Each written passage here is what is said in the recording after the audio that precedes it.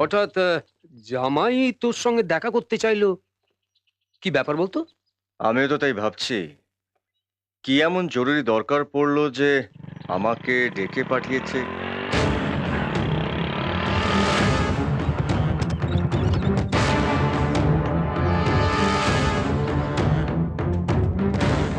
তুমি এখানে একটু দাঁড়াও, আমি দেখছি। হুম।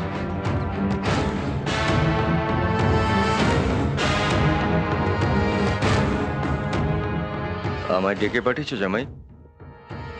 আমাকে জামাই বলে ডাকবেন না। আপনাদের সঙ্গে কোনো সম্পর্ক নেই। আপনার বোনকে বাড়িতে নিয়ে নি বলে এইভাবে প্রতিশোধ দিলেন, এইভাবে পেছন থেকে ছুরি মারলেন। পেছন থেকে ছুরি?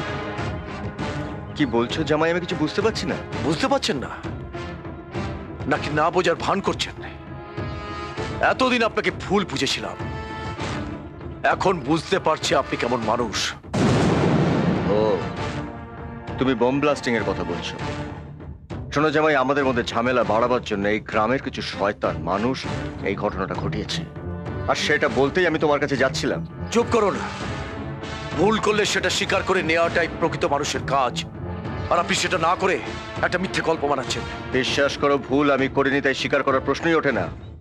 বম ব্লাস্টিং এর দিন আপনি গ্রামে আসেননি? কি হলো, চুপ করে আছেন কেন? বলুন আসেননি। হ্যাঁ, এসেছিলাম আমি আমার একটা নিজের কাছে। কি কাজে এসেছিলেন বলুন।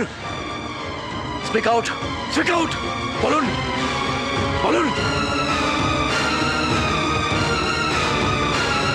এই যে এই যে এই যে এই যে কলা ছাড়ো, কলা ছেড়ে দাও বলছি। আপনি আমাদের মধ্যে আসবেন না। মামা তুমি চুপ করো। কেন চুপ করবো? কেন চুপ করবো?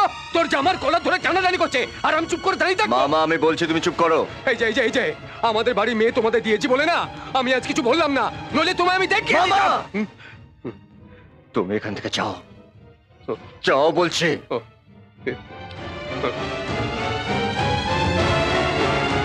কলার থেকে হাতটা নামাও।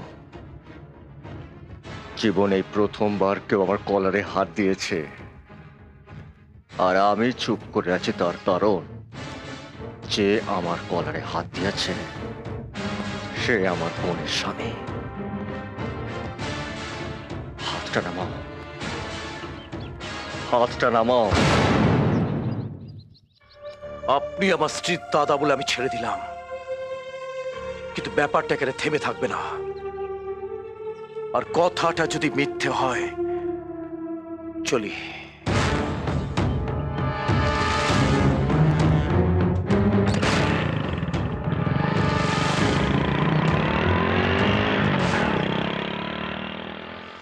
মানে আমি অবাক হয়ে যাই, তুই এসব সহ্য করিস কি করে?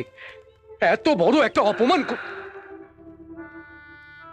অনেক সময় অনেক কিছু মুখ বুজে সহ্য করতে হয় মামা। আবার ভগ্নিপতি আমাকে অপমান করেছে,